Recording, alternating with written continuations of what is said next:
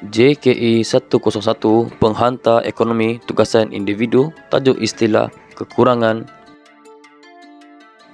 Nama saya Harundin bin Nur Izam dan nama matrik saya 14237-22.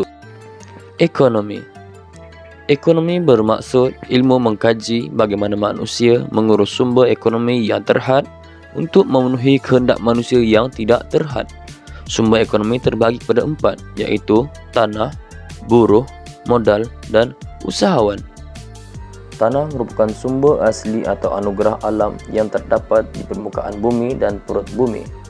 Kuantiti penawaran tanah adalah tetap dan berkekalan dari segi lokasi dan geografinya.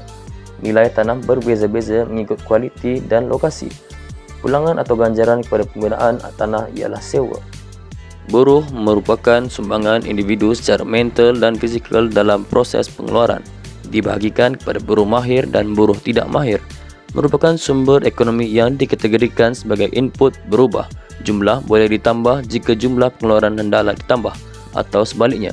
Buruh bersifat unik dan mempunyai perasaan serta mudah berpindah dari satu tempat ke tempat yang lain. Pulangan atau ganjaran bagi buruh ialah upah dan gaji.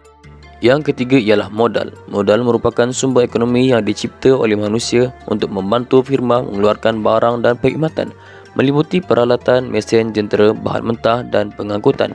Pulangan atau ganjaran bagi modal ialah bunga, faedah atau dividen dalam ekonomi Islam. Pembelian barang modal dikenali sebagai pelaburan atau pembentukan modal kasar. Sumber ekonomi yang terakhir ialah pengusaha atau usahawan.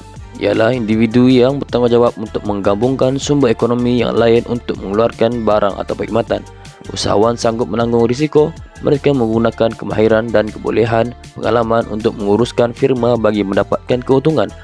Pulangan atau ganjaran bagi usahawan ialah keuntungan. Keperluan bermaksud barang dan perkhidmatan yang mesti dipenuhi terlebih dahulu untuk meneruskan kehidupan. Kehendak pula keinginan untuk memiliki barang dan perkhidmatan bagi mencapai kehidupan yang lebih selesa. Terdapat pelbagai masalah ekonomi. Antaranya ialah kekurangan. Kekurangan ialah keinginan manusia yang jauh melebihi apa yang dapat dihasilkan dalam ekonomi dengan sumber ekonomi yang terhad. Setiap unit ekonomi menghadapi masalah kekurangan masing-masing. Antara unit ekonomi yang menghadapi masalah ialah unit individu. Individu menghadapi masalah ekonomi dari segi kekurangan sumber pendapatan untuk membeli barang dan perkhidmatan. Seterusnya, firma. Firma menghadapi masalah ekonomi dari segi kekurangan faktor-faktor pengeluaran. Yang terakhir ialah kerajaan. Kerajaan menghadapi masalah ekonomi dari segi kekurangan hasil negara atau sumber pendapatan. Sebagai contoh, keratan akhbar yang saya petik dan jadikan pautan di dalam ruangan senarai istilah di portal e-learning ialah dari keratan akhbar berita harian yang disunting oleh Al-Zahrin alias pada tanggal 13 November 2022.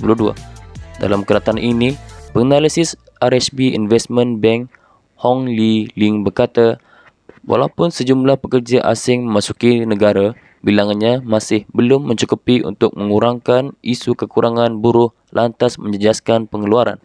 Dalam keratan ini jelas menunjukkan masalah kekurangan yang berlaku. Kekurangan sumber ekonomi iaitu buruh mengakibatkan masalah unit kerajaan dari segi kekurangan hasil atau sumber pendapatan.